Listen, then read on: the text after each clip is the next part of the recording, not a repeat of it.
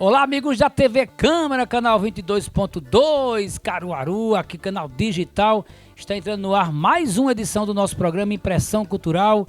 Programa esse voltado para as raízes nordestinas e, ao mesmo tempo, todos os segmentos culturais da cidade e de toda a região tem vez e tem voz. A gente está aqui gravando mais um programa, né? Exibindo mais um programa aqui na pousada Casa da Gente, do meu amigo Roberto Martins, grande Roberto Martins, do Carmo, sua esposa. Aqui é um lugar agradável demais, rapaz. Aqui é muita natureza, muita arte, comida boa, bons papos, gente legal circulando. Aqui, olha, eu recomendo. Eu estou assistindo muita coisa acontecendo e eu observo como o Roberto Martins está sempre, né, recebendo grandes artistas também aqui. Aqui também tem shows, viu? E hoje estamos aqui no programa recebendo um professor, um cara que transita, toca sanfona também, professor de mão cheia, um cara que entende de cinema, um cara que entende de literatura, o meu amigo Adilson Ferraz. Grande Adilson, obrigado por ter vindo, Adilson. Obrigado, Erlon, eu que agradeço. É um prazer estar aqui para falar um pouquinho de cinema, um pouquinho de arte, um pouquinho de cultura. Parabenizar você também pelo programa. É muito importante esse papel que você faz aqui na região, em Pernambuco, divulgando a nossa cultura, a cultura nordestina, os nossos valores, a nossa história. Então você está de parabéns. Parabéns também ao Roberto Martins por esse lugar maravilhoso aqui onde a gente está gravando. Né? Muito bonito mesmo. O Adilson, fala um pouco desse começo, dessa história do grande professor Adilson Martins, Adilson Ferraz. Aonde é que Adilson nasceu? Bem, Erlon, eu sou de Caruaru, né? Caruaruense da Gema, né? Nasci na década de 80, então peguei, né, muita coisa que os jovens de hoje não conhecem, acho que você também. E desde o início, assim, eu sempre fui uma pessoa muito criativa, né? Falando... de produção, né? Em termos de produção, até nas brincadeiras, eu acho que meus pais já percebiam que eu era uma pessoa que gostava de inovar, inventar coisas, criar. Uhum. Né? Isso aí veio se refletir depois na adolescência, quando eu me tornei músico, fui aprender piano, teclado, aprendi outros instrumentos, passei um tempo também dando aulas em comunidades carentes para ajudar o pessoal, passei a tocar na igreja católica, depois fiz aulas de pintura também com o Heriberto, né, que está em São Paulo agora, que é o esposo de Eliana. Né, um abraço para eles aí que devem estar escutando também.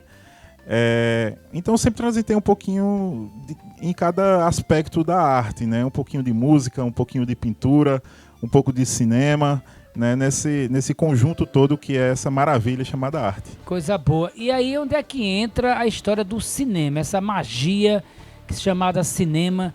Como foi a primeira vez que você foi para assistir assim, uma tela de cinema? Eita, o que é isso? Que mundo é esse? Uhum. Erlon, eu acho que a primeira vez, se eu me lembro bem, que eu fui no cinema foi no Cine Maciel, certo? Grande Cine Maciel. Grande Cine Maciel, fez história aqui em Caruaru e foi para assistir um filme do Rambo, se eu não me engano. Naquela época era uma febre, né, Adilson? Era uma febre, não era, eu assisti todos os filmes, inclusive eu assisto direto o filme do Rambo. Sim, aí eu era criança, né? Então tinha aquele personagem super forte, musculoso, derrotava todo mundo, meio assim um super-herói de Hollywood. E depois eu fui para um filme dos Trapalhões, que era também uma febre nacional, né, da comédia. É verdade. Acho que para um filme da Xuxa também, né, que também tinha um público muito interessante no Brasil todo. E eu lembro também que um dos marcos, assim, que fez com que eu dissesse, poxa, caramba, isso aqui é realmente uma coisa muito importante. Foi quando foi lançado o filme do Titanic. Uhum. Então haviam filas imensas aqui para assistir em Caruaru. Né? Então, assim, foi a primeira vez que deu aquele clique, eu disse, poxa, o cinema é uma coisa de massas, assim, que pode trazer algo muito bom, não é apenas entretenimento, né? As pessoas saem emocionadas, tocadas pelo filme, mexe com as pessoas, então é uma linguagem, né, extremamente importante, assim como o teatro, a música, o cinema, ele conglomera isso tudo, né? Fazendo com que as pessoas elas se sintam tocadas. Então, acho que foi a primeira vez que eu vi isso acontecer, né? Eu acho que eu era criança ainda, pré-adolescente. Eu observo o seguinte, as artes visuais, né, todo esse processo, eu nasci na década de 70, nasci em 72 e quando eu tinha 8, 9, 10 anos, era Viagem ao Túnel do Tempo, né, era aqueles filmes antigos, né? Aqueles filmes né, que eram, para a época da gente, muito futurista, né? Aqueles computadores, aquelas luzes, né? Aquela coisa bem mágica. E aqueles personagens de robôs, aquele também me encantava muito, porque os meus brinquedos eram brinquedo com barro, era carro de lata, não era coisa da cultura popular que meu pai trazia. Mas eu tinha uma visão assim de como é que eu vou chegar numa tela de cinema. E aí o primeiro filme que eu fui assistir de cinema foi Os Trapalhões, que era, como você bem falou, professor, era uma febre, né? Aquela coisa de bater recorde, né? Aquela coisa de você conseguir um ingresso, era uma coisa difícil demais, além das próprias dificuldades financeiras que todos nós na época tínhamos. E quando eu entrei no cinema, que eu olhei aquela tela, eu ficava imaginando que mundo é esse. Aí eu fico perguntando, Adilson, quando a gente volta ao tempo, essas grandes cidades, ou cidades pequenas, como outras cidades aqui da região, praticamente toda ela tinha um cinema, né? É verdade. Erlon, o cinema, na verdade o equipamento chamado cinematógrafo, foi inventado em 1895, lá na França, pelos irmãos Lumière. E veja que interessante, apenas 15 anos depois, mais ou menos, aí chegou em Caruaru. Primeiro havia uma exposição mais ou menos assim, estática, parada, mas depois evoluiu para o que é o cinema como a gente vê hoje, né? Não como vê hoje, né? Mas para o que era na época. Tinha o Cine Jupi e depois o Cine Luso Brasileiro. Depois outros cinemas foram sendo criados. A gente tem uma longa história, uma longa tradição de cinema. Para você que não sabe, aqui em Caruaru o cinema sempre foi muito forte. Não a produção de filmes, claro, né? Mas a tradição do cinema, do público, né? E assistir nas casas de cinema, até nos bairros mesmo. Nelson Barbalho, ele tem uma frase muito interessante, porque ele dizia que quando chegou o progresso, os progressistas, ele dizia assim, né? Os progressistas terminaram destruindo, matando o cinema popular, que seria esse cinema dos bairros, né? Das televisões nas paredes, nas pracinhas, né? Que retratava os filmes, né? Isso. Porque muitas vezes a gente tem a ideia de que o cinema, ele é uma coisa de cidade de grande porte, né? Das capitais. Não, o cinema no Brasil sempre foi muito forte também no interior. Uhum. O que é uma coisa muito boa. E Caruaru sempre foi muito forte nessa questão. Caruaru teve um momento, Adilson, tinha o Cine Irmão Maciel, né? Tinha o outro.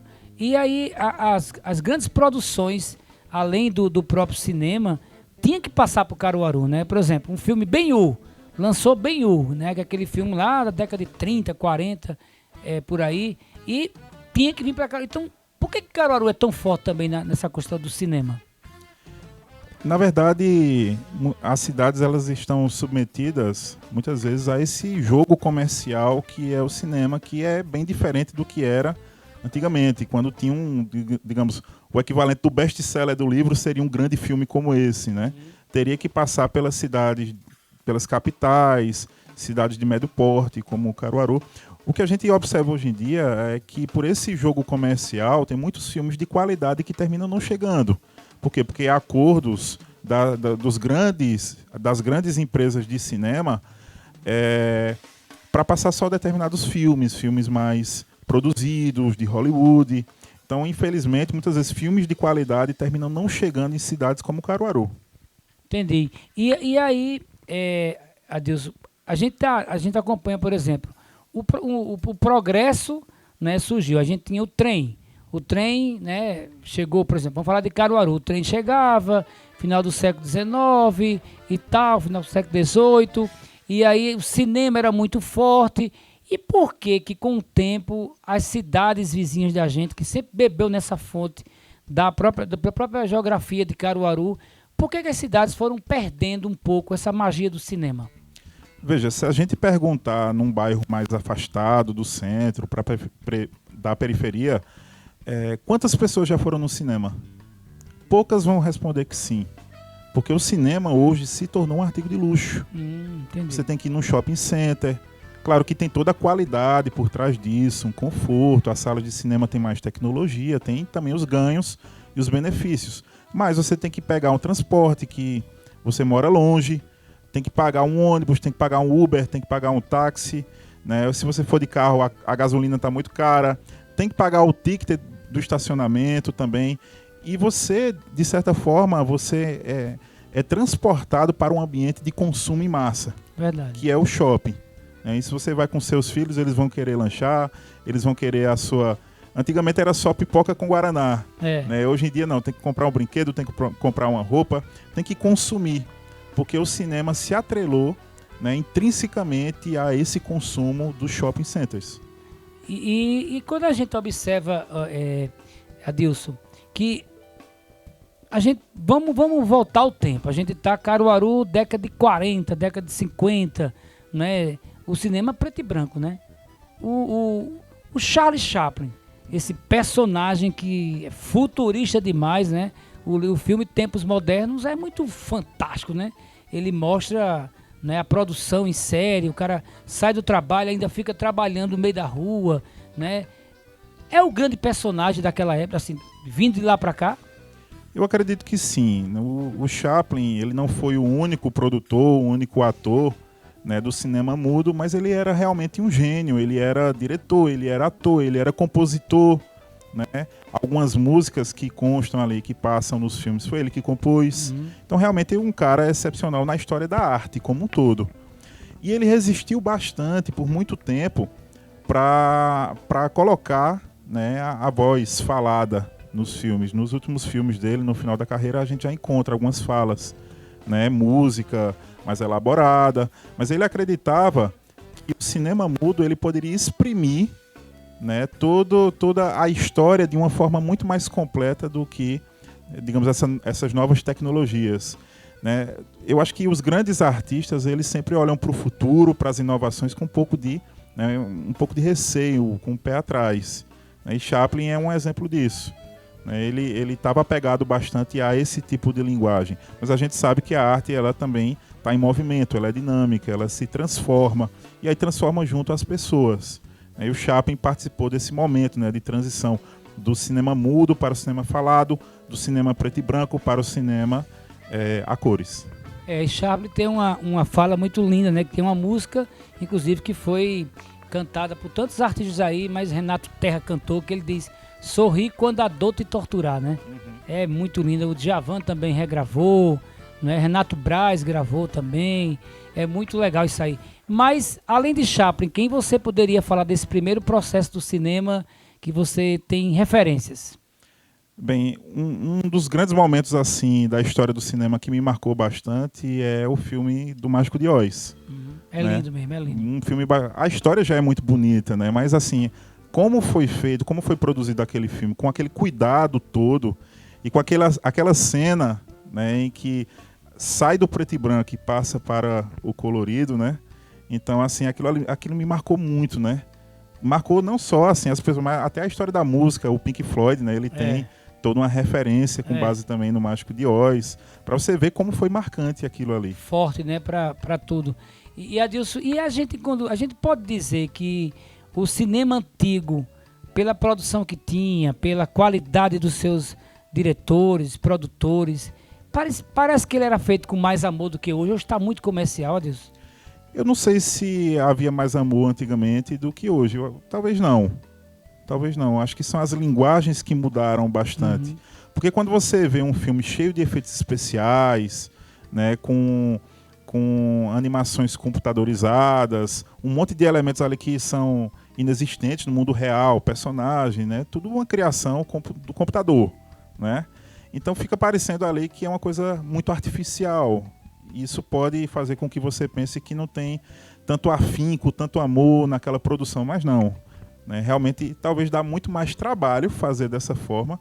Tem que ter uma equipe muito maior, tem que ter muito mais conhecimentos envolvidos, profissionais de outros tipos da área de tecnologia para fazer um filme desse tipo, né, do que era antigamente. Antigamente tinha o desafio de se fazer um filme com qualidade. Por quê? Porque os materiais que estavam disponíveis não tinham tanta qualidade como os de hoje. O filme, as câmeras, as lentes não eram tão desenvolvidas como hoje. Né? Mas hoje em dia a gente já tem tudo isso muito fácil. E me diga uma coisa, eu sou fã de filme de Bang Bang, né? Os famosos faroestes. Western. Western, né? O meu amigo Tiago aqui, que é nosso cinegrafista e produtor também, é fãzaço disso. E esses filmes mexeram muito comigo, porque também a gente tinha que ter aqueles revólverzinhos, aquelas cartucheiras, andar feito eles andavam. Os bonecos que a gente brincava também tinha alusão a esse processo. E os filmes de Bang Bang são as histórias longas, né? Românticos, tem muito romance no meio, sempre quase tem um grande romance no meio. Esses filmes de Bang Bang foram os que realmente, para o cinema americano, eles deram esse pontapé mesmo para o cinema ser conhecido no mundo todo, principalmente a produção americana. Esses filmes de western, né, de Velho Oeste, realmente ajudaram bastante a impulsionar o nome dos Estados Unidos como um grande produtor de cinema a nível internacional. E por quê? Porque um filme de faroeste, um filme de Velho Oeste, ele tem elementos que são, assim, compreensíveis em qualquer cultura. Então tem aquele cara, né, com toda aquela masculinidade que vai enfrentar o outro no duelo, tem violência, então é um filme de ação, tem a mocinha, tem o bem e tem o mal, né? Então a gente sempre está torcendo para o bem ganhar, né? Mas às vezes o mocinho, ele vai levar um tiro, ele vai ficar, né, ele vai perder o cavalo, vai perder a arma, então passa por esse aperreio ali todinho, né? Mas tem sempre o bem e tem sempre o mal. Né? Tem sempre o cavalo, né? Digamos, o possante, que seria o carro que todo jovem gostaria de ter hoje em dia, né? Aquele cavalo bonito, alto. Tem todo um processo, né? E aí, tá gostando desse debate? O primeiro bloco a gente falou da história do cinema, né? Deu essa passagem. Agora, nesse segundo bloco, vamos falar da produção brasileira. Vamos tentar encontrar aí alguns elementos. O Auto da Compadecida, que é uma coisa muito forte, os Trapalhões, né? Fala também da tecnologia. Sai daí não, daqui a pouco a gente volta recebendo aqui o professor Adilson Ferraz.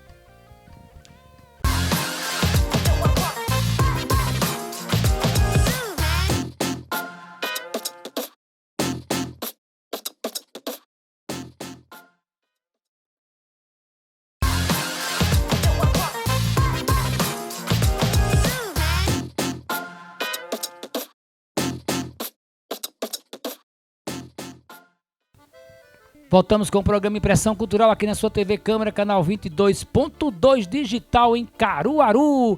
Acompanhe seus vereadores, sua vereadora, acompanhe o Poder Legislativo, super importante. Esse ano, um ano de eleição, é importante você verificar os projetos de leis, né, verificar como foi o Poder Legislativo, observar, inclusive, o novo processo que vem por aí. Estamos recebendo aqui o professor Adilson Ferraz, ele que transita aí tanto no cinema, na música clássica, na música popular, na literatura, né, na educação, um múltiplo artista que veio debater hoje aqui sobre um pouco do cinema.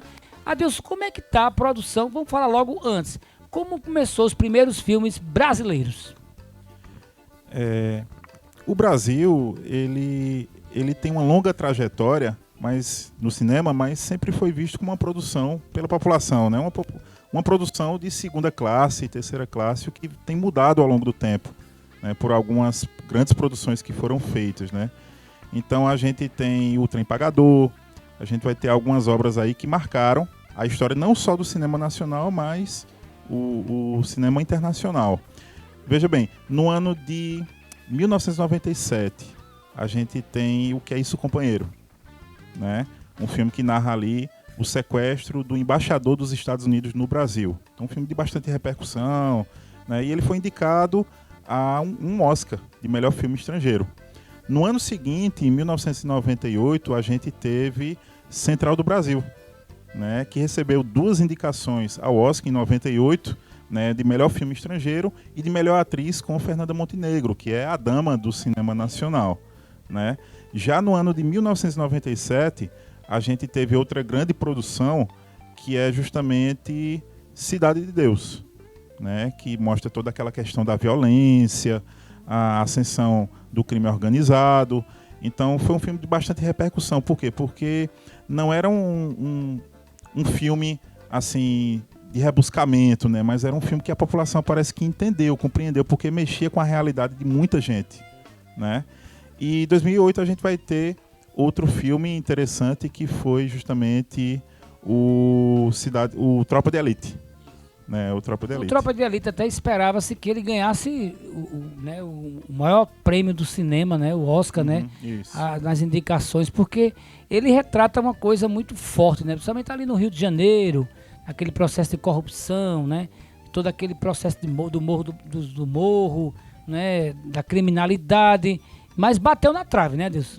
Bateu na trave, se eu não me engano, foram 4 indicações ao Oscar, né, de melhor filme estrangeiro, de ator coadjuvante, se não me engano. Então, 4 indicações, um grande marco, uma grande conquista para todos nós, né, no cinema nacional. E o cinema nacional, sem dúvida, os Trapalhões é o que mais arrecadou, é o que mais mexeu com as pessoas. É porque os Trapalhões, ele já tinha um programa que era muito assistido pelas pessoas na TV Globo, né? Então eles já eram muito conhecidos. Então foi assim, um upgrade, fazer uma série de filmes, foram vários, se eu não me engano, 10 filmes mais ou menos que os Trapalhões fizeram ao longo desses anos aí. E aquele cinema, digamos que resgata um pouco o pastelão do Mazzaropi, né? Verdade, né? Só que com uma pitada talvez um pouco mais inteligente, que mexia com a cultura, com as culturas daquele momento no Brasil, né? Então tem muita questão que hoje não passaria, que seria dito como preconceito. Mas veja que interessante, os Trapalhões têm o negro, né? Que é o cachaceiro. A gente tem o Zacarias, que é meio... né? Meio circo, né? Meio palhaço, meio né? palhaço, assim, né? Muito cômico. A gente tem o nordestino, que é o Didi, né? Que é aquele que sofre preconceito porque é do Nordeste.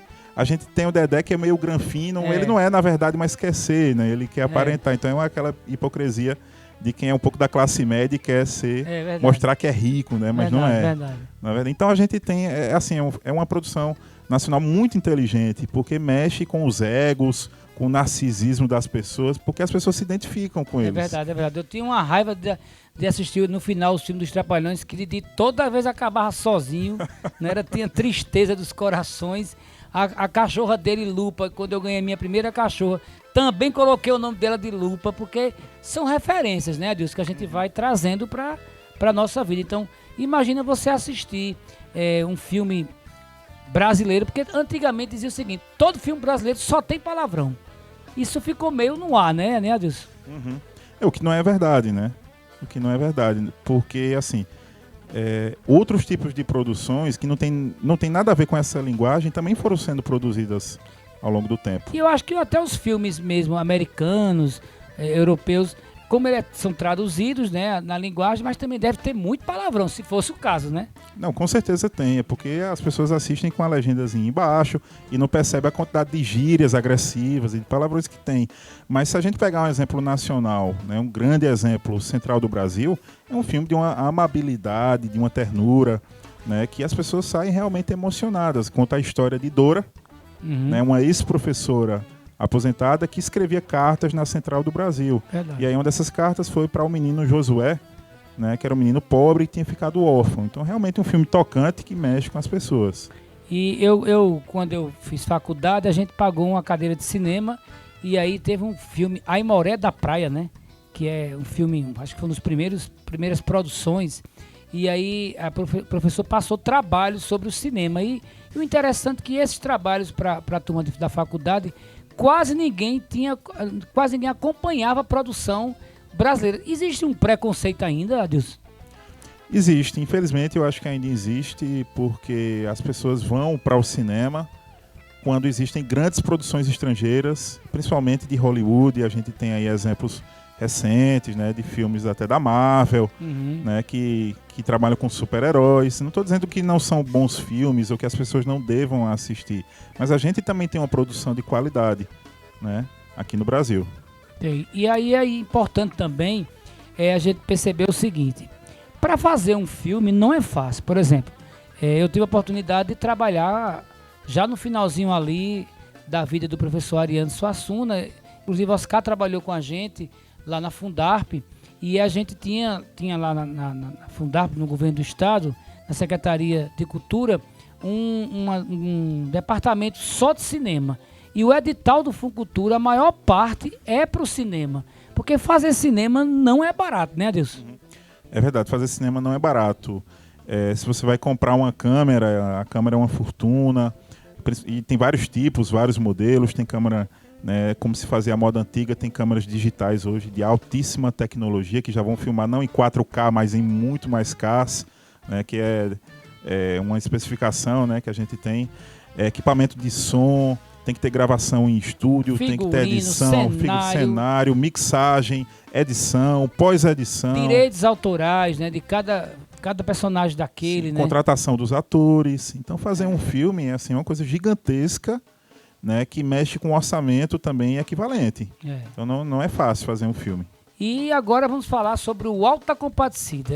Eu sempre digo o seguinte, que o Auto da Compadecida, para mim, ele tem algumas coisas que são muito interessantes. Por exemplo, primeiro saiu o livro, depois foi para o teatro, isso década de 60, sei lá, 70, depois foi para a televisão e depois foi para o cinema. Aconteceu tudo ao contrário, e mesmo no cinema foi recorde de público, né, Adilson? Exato. E o mais interessante é que o Ariano, em alguns momentos, ele até criticou essa adaptação feita para o cinema. Ele acha que em alguns trechos, alguns pontos, não refletiu exatamente a cultura nordestina, já que ele era um grande defensor da coisa da terra mesmo, daqui do Nordeste. Mas assim, marcou a vida de muita gente, e eu acho muito positivo, porque as crianças, adolescentes que tinham essa visão, né, esse preconceito com o cinema nacional, isso caiu um pouco por terra. Verdade. E as pessoas começaram a gostar um pouco mais de cinema. Então começaram a ver que não é preciso ter efeito especial, ser uma grande produção, ser de fora do país para que você goste de cinema. Não, a gente tem coisa muito boa aqui. E o Auto da Compadecida, ele tem relatos, né, as histórias tiradas dos cordéis, das histórias do personagens populares, por exemplo, João Grilo, né, o gato que descome dinheiro. Tudo isso foi tirado dos cordéis de Leandro Gomes de Barros e de tantos outros atores desse processo. Mas o porquê que o Auto da Compadecida você assiste uma vez, duas, 10 e você ainda consegue assistir e é engraçado, Adilson? Por que isso, hein? Eu tenho uma tese que é justamente aquela que diz que o Ariano, ele foi um gênio porque ele conseguiu criar essa amálgama, né, de elementos cômicos da cultura popular. Tem muita coisa também que vem até da Europa, do movimento que ele criou, o movimento armorial. Então, tem coisa que funciona desde a Idade Média, para fazer você rir, você achar que é inteligente, né, aquela coisa cômica, mas são elementos da cultura universal que estão presentes dentro do Auto da Compadecida, né, na Pedra do Reino, em outras obras também, que o Ariano ele conseguiu juntar isso tudo, esse quebra-cabeças, e colocar dentro de uma história, né, com um forte apelo popular. Então eu acho que tem isso, ele conseguiu colocar uma linguagem inteligente, engraçada, mas que é uma linguagem universal dentro do local. E o cenário que o Ariano usa retratando, logicamente, Taperoá, a cidade, né, que ele foi para lá porque ele nasceu em João Pessoa, mas retratando os cangaceiros, os personagens. Eu me lembro, Adilson, que em 1982 tivemos aquele seriado Lampião e Maria Bonita, né, que a Globo exibiu, né? Tânia Alves era a grande atriz daquela época, que fez ali a Maria Bonita. Aquilo foi um sucesso tremendo, né, Adilson? Eu acho que foi justamente quando as séries começaram a ter um papel mais importante aqui no Brasil. E a Globo sempre teve um protagonismo nesse sentido. E isso, de certa forma, assim, não naquela época, mas isso é um processo que vem em transformação. As séries, né, elas passaram a ocupar também um pouco o lugar dos filmes. Né? Então, o cinema, não a produção dos filmes, mas houve uma migração das salas de cinema para o seu celular, porque você pode assistir o filme antes de dormir na sua cama. Verdade. Né? Então as pessoas não precisam mais ir no cinema. Por quê? Porque algumas semanas depois tem gente que pega até na internet e vai assistir o mesmo filme, só que da tela do seu celular. E também é importante, quando a gente está falando do cinema, né, dessa produção brasileira, o que a gente poderia acrescentar mais do que foi dito aqui? A gente falou de Ariano, a gente falou aqui dos Trapalhões, a gente falou dessa produção que você falou de 1997, dos filmes que quase a gente ganha o Oscar, mas você, como estudioso da área, você morou, inclusive, fez o seu mestrado, né, Adilson, na Argentina. Como é o cinema latino-americano. Uhum. Nós aqui do Brasil, nós temos uma coisa muito interessante, Erlon, que é o seguinte: a gente acha que é meio que autossuficiente. Nós somos um planeta por si só. Somos porque não parece que nós somos latino-americanos, né? Será que é porque a gente fala português e o resto fala espanhol? Mas lá fora, na Argentina, no Chile, na Colômbia, né, na Venezuela, na Costa... Eles têm uma ligação muito mais forte com as outras culturas da América Latina do que nós aqui. Nós somos um pouco isolados mesmo, talvez pela extensão territorial, pela história, pela cultura que foi sendo formada. Então, eles conhecem muito mais o cinema dos outros países da América Latina do que nós. A gente não tem esse afinco, né, de buscar, investigar, ver qual é o diretor que você gosta, né, ver qual é o estilo que você tem preferência. E lá as pessoas têm essa cultura. E na Argentina o cinema é muito forte. O cinema argentino, principalmente na questão do drama. Mas é aquele drama um pouco, digamos, tangueiro, no sentido de que tem aquela melancolia, mas tem aquela pegada, aquela inteligência cômica que o argentino tem, aquela ironia, digamos assim, que o argentino tem. E você passou quanto tempo lá, Deus? 1 ano e meio. E aí, foi muito nas salas de cinema lá? Fui bastante, principalmente no centro da cidade. Eu não tive essa experiência de ir nos cinemas de bairro. Lá é mais forte do que aqui. Né? Eu terminei visitando cinemas que eram como os que a gente encontra aqui, né, no centro da cidade. Nos shoppings, né, nesses grandes centros, né? Não, lá a gente ainda encontra no centro de Buenos Aires cinemas no meio da rua, nas calçadas. Que legal, você paga o ingresso e entra. Não é dentro de um shopping, nada do tipo. Pô, Deus, e a gente fala muito da produção brasileira, mas você que morou lá na Argentina, e a produção desses países, Chile, Peru, Argentina, também acontecem os mesmos preconceitos de falta de valorização do próprio povo? Sim, esse não é um fenômeno só do Brasil. Claro que na Argentina também muita gente vai gostar do cinema internacional. Só que, como eu tinha falado antes, eles vão considerar outras produções não só dos Estados Unidos, que é o grande foco. Por exemplo, na França há um cinema muito forte, de muita qualidade também. E pela influência da França na Argentina, então tem muita gente também que está antenado sobre o que está sendo produzido lá na Europa, especialmente na França. Mas tem sim esse preconceito, essa ideia de que o cinema nacional não é tão bom e que o cinema americano realmente é o que tem qualidade. Uma outra coisa que eu queria perguntar a você é sobre a produção musical do cinema. Sempre, né, você lá atrás falou, né, do Titanic, né, as grandes músicas, as músicas também, né, as cenas, por exemplo, você faz uma cena de suspense, tem que ter a música de suspense. Ali tem uma produção por trás gigantesca, né, Adilson? Gigantesca. E a gente passou assim de pequenos músicos, grupos que produziam essas músicas para alta tecnologia que está sendo empregada, né, para gravação, para edição. Tem filmes que têm orquestras completas para gravar, por exemplo, O Senhor dos Anéis, né, o primeiro filme, o segundo, o terceiro, O Hobbit é um exemplo disso. E a gente tem uma produção assim de altíssimo nível, não só quanto à qualidade da imagem, né, a direção, mas também a produção musical. Então a gente tem alcançado ao redor do mundo assim um nível musical de gravação, de produção musical extremamente alto. O filme Ben-Hur, eu lembrando aqui, é também muito forte. O filme, a gente falando do filme pernambucano, o filme, no caso brasileiro, o filme, o Auto da Compadecida, todo gravado pelo grupo Sagrama, né?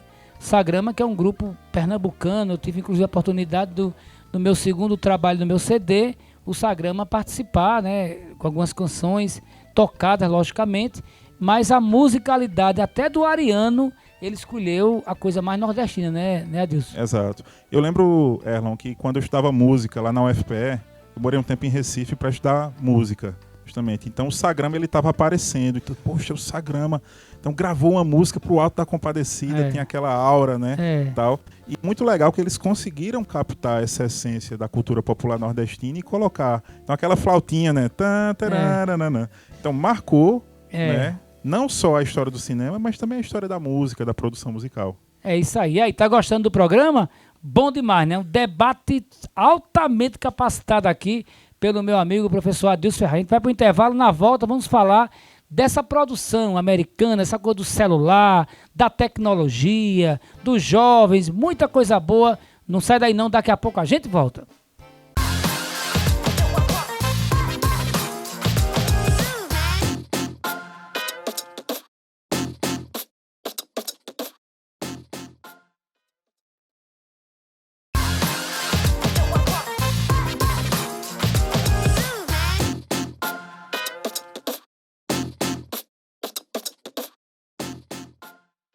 Voltamos com o programa Impressão Cultural aqui na sua TV Câmara, canal 22.2 Digital Caruaru.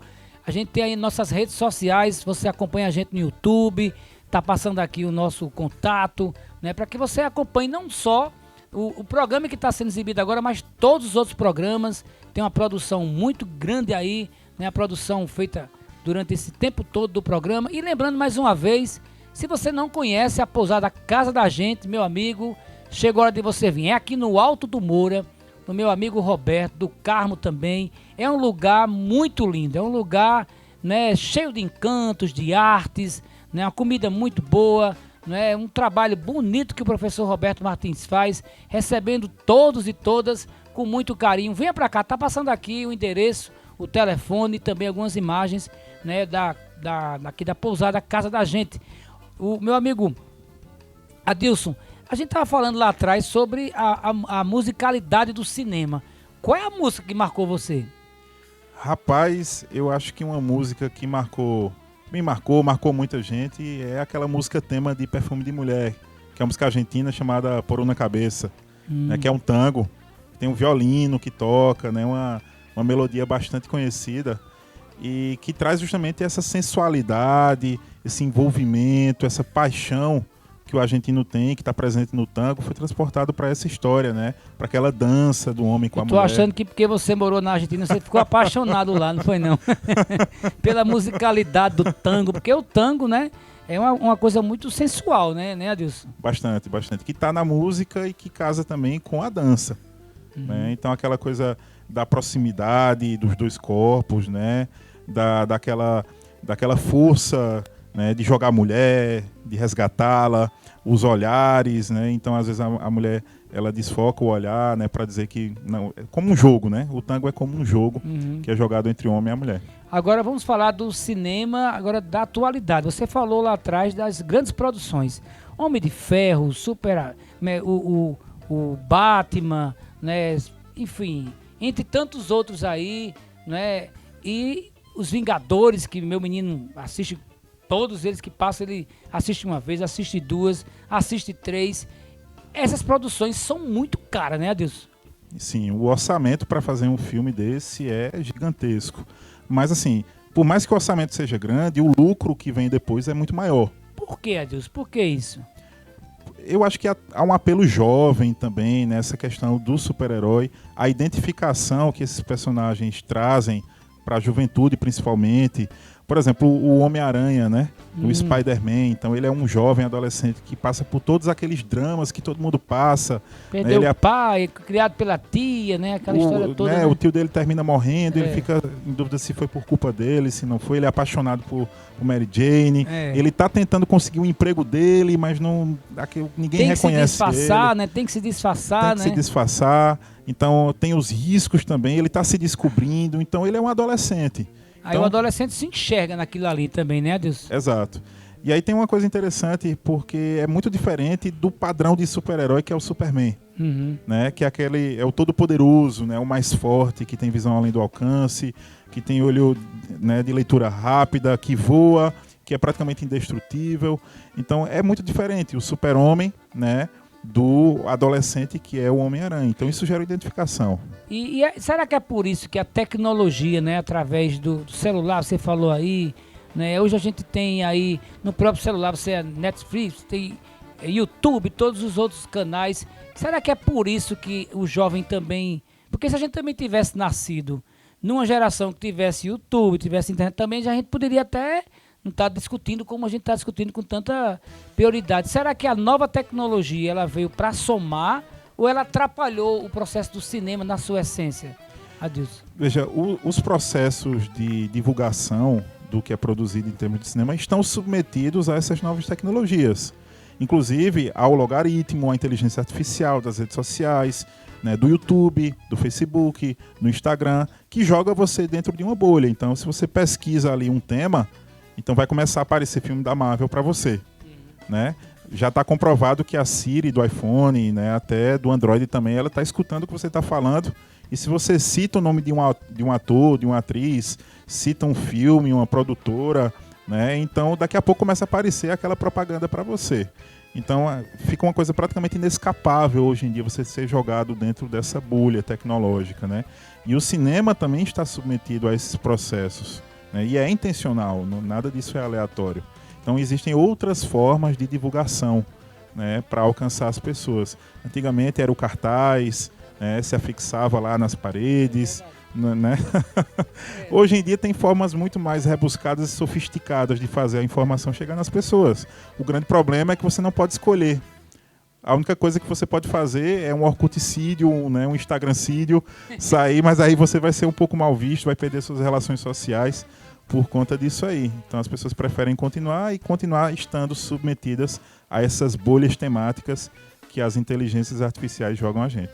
E eu fico imaginando quando você disse aí dos grandes produções, a bilheteria você tira acho que quase 2, 3 vezes mais do que você gastou. E é muito dinheiro, né, Adilson? Muito dinheiro mesmo. Eu estava vendo uma reportagem com um ator que faz o Homem de Ferro, né? Uhum. E ele dizendo a quantidade de dinheiro que ele recebeu da primeira vez, que ele tinha um processo lá embaixo, foi resgatado de um processo muito difícil da vida dele naquele momento. E eu imagino quanto dinheiro esses camaradas têm, né Adilson? Só é pegar o exemplo de Will Smith, certo? Will Smith, ele era um rapper. A gente conhece o Will Smith por conta de Maluco no Pedaço, que passava no SBT, né? Mas ele era um jovem que tinha um grupo de rap com o Jay-Z, que é inclusive o Jazz do seriado. Né? E ele tinha uma dívida muito grande por sonegação fiscal. As pessoas não sabem disso, né? Que o Will Smith ele já ficou muito endividado durante o período de gravação do Maluco no Pedaço. E ele passou 2 ou 3 anos, já que foram 6 anos de programa, pagando essa dívida sem receber R$1 por aquele programa que ele estava fazendo, né? Como o ator principal, né? Para pagar essa dívida. Então também os impostos são altos, né? São altos, mas isso é uma questão da vida pessoal dele, né? Ele que não estava pagando. Ah, entendi. Não era imposto da produção do seriado. Entendi agora, entendi. Entendeu? Aí, assim, quando terminou, ele já tinha ganhado muito dinheiro com a série. Ele foi melhorando como ator, porque lá no início ele foi muito criticado também. Ele era muito jovem, não tinha experiência, caiu de paraquedas para atuar. E ele depois, ele colocou inclusive uma cláusula nos contratos para os filmes que ele não pode ser vilão. Ele só pode ser mocinho. E ele foi melhorando como ator, foi se aperfeiçoando. E hoje em dia é um dos atores mais reconhecidos e mais ricos de Hollywood. Tá vendo aí? Eu tenho, nas minhas relações de filmes, eu queria pedir também as suas relações de filme, mas eu tenho alguns filmes que eu acho que foram marcantes na minha vida. Por exemplo, O Último dos Moicanos, para mim, é um filme muito bonito. É um filme que conta uma história de uma guerra, de um romance, que tem índio, que tem o próprio moicano, né? Um sonho de liberdade, que é uma grande lição. E acho que o grande filme para mim, além de todos os filmes, né, brasileiros que eu já assisti, é o Conde de Monte Cristo. Sim. Eu acho que o Conde de Monte Cristo, ele tem um relato social, da insistência, da perseguição, do aprender, né? Quando ele se encontra lá naquele presídio, né? E o padre ensina a ele astronomia, e ele não sabia ler, então ele dá a volta por cima. É um filme que para mim é muito marcante. Mas me diga as suas relações de filmes aí, Adilson. Legal, concordo com você. O Conde de Monte Cristo é um filme sensacional, já assisti 3, 4 vezes também. Eu também. Porque essa história de superação, né, de alguém que foi perseguido, né, e termina dando a volta por cima. E foi primeiro um livro, né, Adilson? Primeiro ele foi escrito, né? Sim. Outro filme que eu gosto bastante, que eu assisti quando eu era criança ainda, né, naquelas sessões que passavam de madrugada. Teve um dia que eu não dormi, passou justamente o Ben-Hur, que você já citou algumas vezes aqui.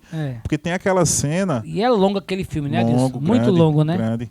superprodução para a época. É verdade. E tem aquela cena em que ele encontra Jesus Cristo. Então essa cena me marcou bastante, né? Uhum. A gente não vê o rosto dele, né? Tal, mas me marcou bastante essa cena. É verdade. Aí. E vá dizendo outros filmes aí, vá.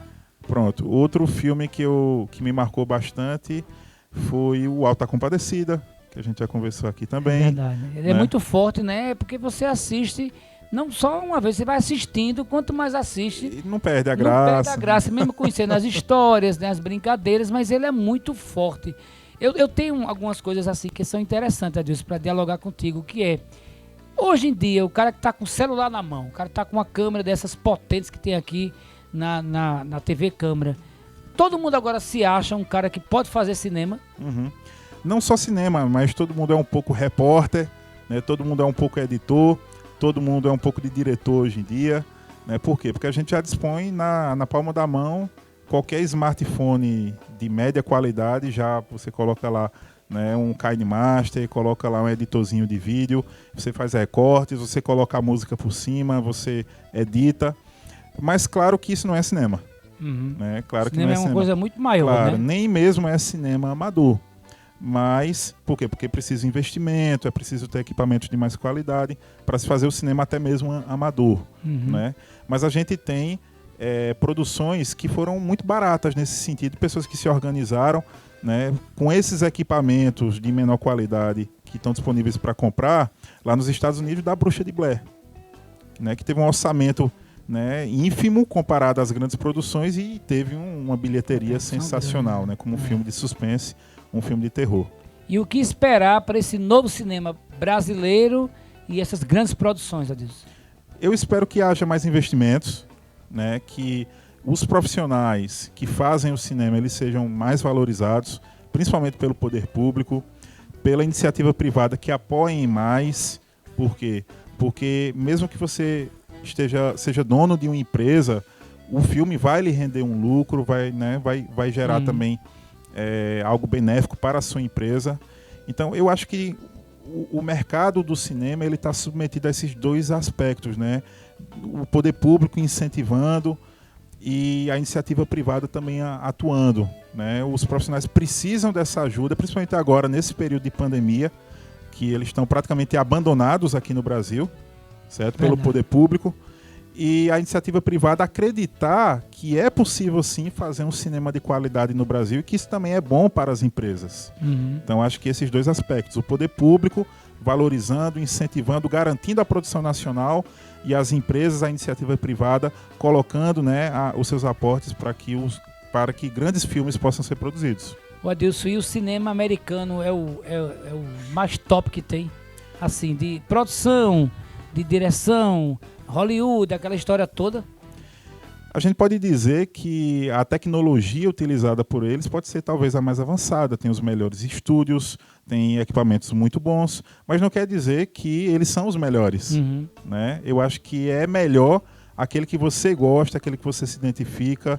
Eu não gosto dessa coisa massificada, certo? Que aliena o pensamento das pessoas, essas verdades, esses dogmas, principalmente quando a gente está falando de arte, né? Porque a arte é a criatividade, é a inovação, trazer o novo para as pessoas. O que importa, minha gente, é que você se sinta tocado.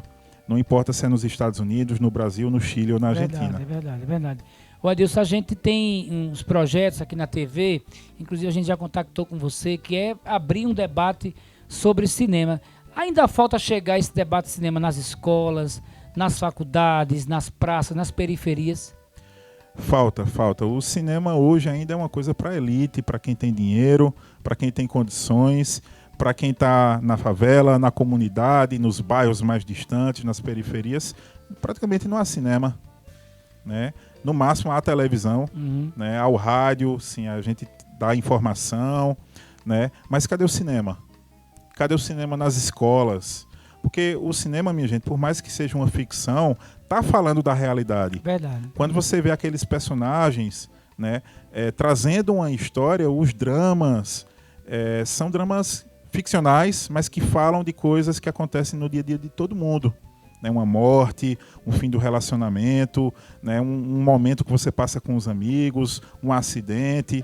A vida da gente também tem a comédia, a vida da gente também tem a ação, também tem o drama, como tem nos filmes também. E é fácil fazer cinema, né? Assim, exibir, né? Você pega um telão, um projetor, 20 cadeiras, chega numa comunidade, coloca ali um filme. Agora, o mais importante é, além de passar o filme, é debater esse filme, né, Adilson? Exato, exato. Eu acho que esse é o grande movimento, que era como o teatro antigamente, né? Uhum. Para que isso tenha uma repercussão positiva, maior com aquela comunidade. Então não é só chegar, passar o filme, não é criar uma roda de conversa, um diálogo, ver a interpretação de cada um.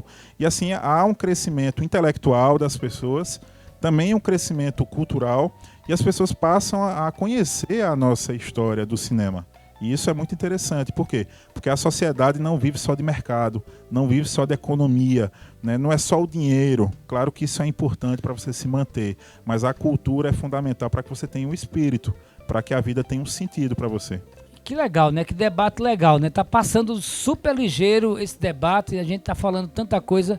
Adilson, eu já perguntei a você o que esperar do cinema, mas você teme se algum dia, assim, ou num um processo tão rápido, o cinema possa sumir?